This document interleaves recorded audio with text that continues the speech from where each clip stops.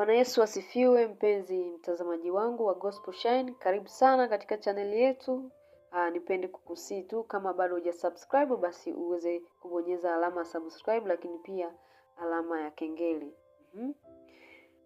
Siku ya leo nimeweza kukuletea maombi kwa mtu ambaye ameumizwa moyo. Unajua unapokuwa umeumizwa moyo au umevunjwa moyo, watu wengi wanakuwa wanarudi nyuma kiimani, lakini pia wengine unakuta wanakuwa wanafanya maamuzi magumu kutokana na wao kuumizwa moyo.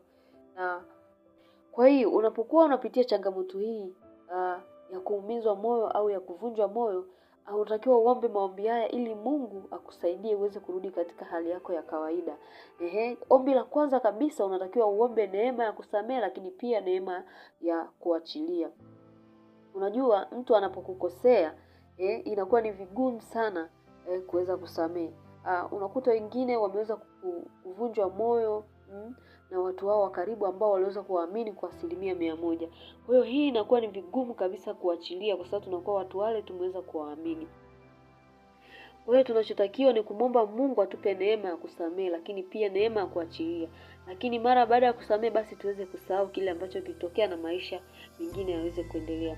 Tukisoma katika kitabu cha Wakolosai sura ya 3 mstari wa 13, neno la Bwana linasema, mkichukuliana na kusameheana, mtu akiwa na sababu ya kumlaumu mwenzake, kama Bwana alivyosamehe ninyi,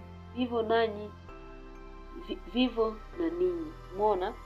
Kwa hiyo Mungu yeye mwenyewe anataka tuweze kusameheana kama yeye anavyotusamehe. Kumbuke mwanadamu anamkosea sana Mungu, lakini Mungu hajawahi kumchoka mwanadamu.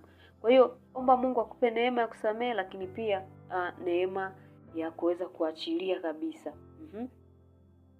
Ombi la pili unalotakiwa kuomba ni uombe mafuta ya Roho Mtakatifu yanayoganga moyo, mioyo iliyovunjika. Kwa hiyo unatakiwa ukiwa unapitia hii hali, muombe sana Roho Mtakatifu awe juu yako. Uombe sana ujazo wa Roho Mtakatifu ili Roho aweze kukaa ndani yako, aweze kukusaidia wewe uweze kuachilia. Maana pasipo Roho hatuwezi. Kumbuka kwamba Roho yeye huwa anaganga mioyo yetu, lakini pia Roho huwa anatuongoza. Roho huwa anatufundisha. Kwa hiyo unapokuwa unapitia changamoto hii, tamani sana kujazwa nguvu za Roho Mtakatifu. Tamani sana kuongozwa na Roho Mtakatifu, kwa sababu pasipo Roho Mtakatifu hutaweza kusamehe, hutaweza kumove on na maisha mengine. Kwa hiyo Mungu akusaidie ili uweze kujaa nguvu zake pale unapokuwa unapitia changamoto hii. Lakini pia ombi la tatu unatakiwa uombe amani na furaha ya moyo. Unajua unapokuwa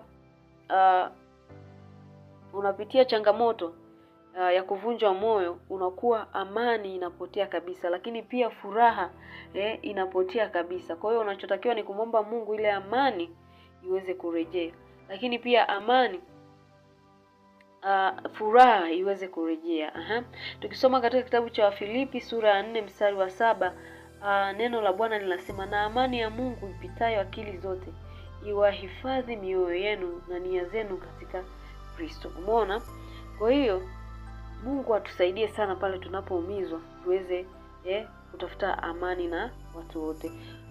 Kadhalika ukisoma katika kitabu kile cha Waebrania 12 mstari wa 14, neno la Bwana linasema, tafuteni kwa bidii kuwa na amani na watu wote, na huu mtakatifu ambao hapana mtu atakayemwona Bwana asipokuwa nao.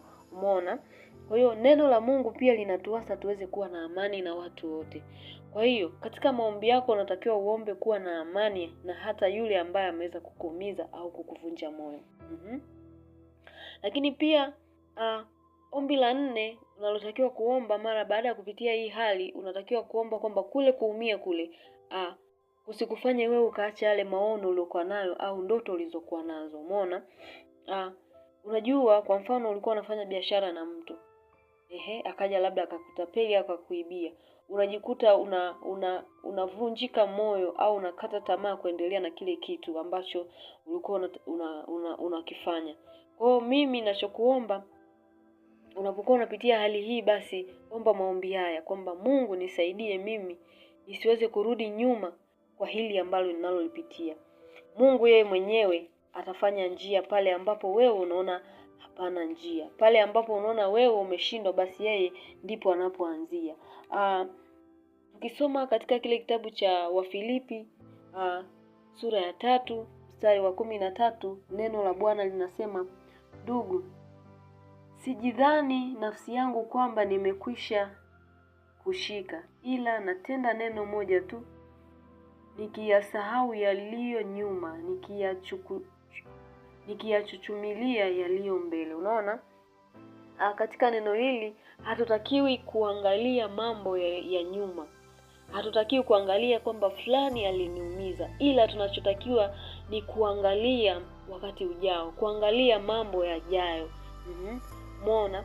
Kwa hiyo hatutakiwi kukata tamaa hata kama tumevunjwa moyo, hata kama tumeumizwa. Tunachotakiwa ni kuomba Mungu atusaidie tuweze kutimiza zile ndoto ambazo tulikuwa tunazitaka tuweze kuzitimiza. Basi mpenzi mtazamaji wangu, na haya ndio maombi ambayo unatakiwa kuyaomba pale ambapo unakuwa umeumizwa moyo au umekatishwa tamaa au umevunjwa moyo. Basi mimi nipende kukaribisha sana katika chaneli yetu, na kama ni mara yako ya kwanza, basi usisahau kusubscribe, lakini pia kubonyeza hiyo alama ya kengele na kuacha maoni yako hapo chini. Karibu sana mpaka wakati mwingine. Asante.